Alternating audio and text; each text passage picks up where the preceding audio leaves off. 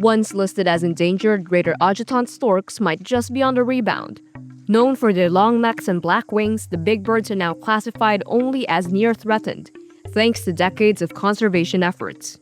A team in Cambodia has recently released 2 captive-bred chicks, marking what is believed to be the first successful effort to breed a species in captivity and release them into the wild.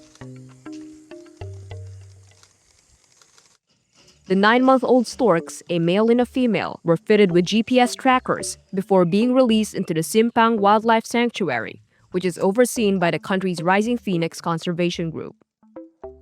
The protected area still hosts a population of wild greater adjutants. Jack Willis is a curator for the Anchor Center for Conservation of Biodiversity.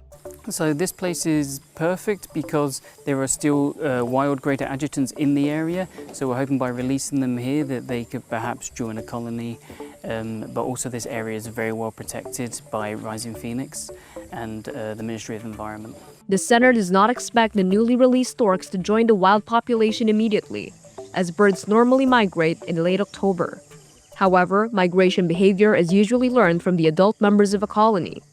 The ACCB estimates that 1,500 mature individuals remain in the wild globally, with up to 250 found in Cambodia and most of the rest in northeast India.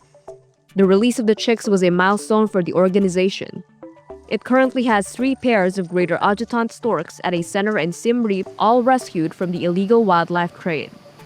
But only 1 pair has successfully produced chicks, with past experience showing that rescued storks lack parenting skills learned in the wild, hindering their ability to raise young. Willis said breeding efforts have been notoriously difficult.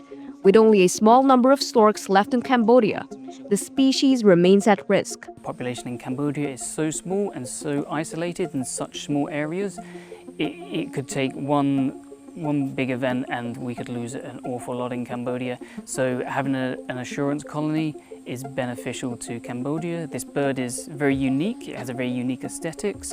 They're very large. They're a favorite for a lot of bird watchers, so they bring in a lot of tourism. Though meticulous efforts have been made to acclimatize the birds to their new surroundings, Willis said it would be considered a success if they survived their first 3 to 4 months in the wild. So the importance of this project is that this would be a first for Cambodia and potentially a first globally as well. For ACCB to develop a full pipeline from breeding all the way to release and post-release monitoring.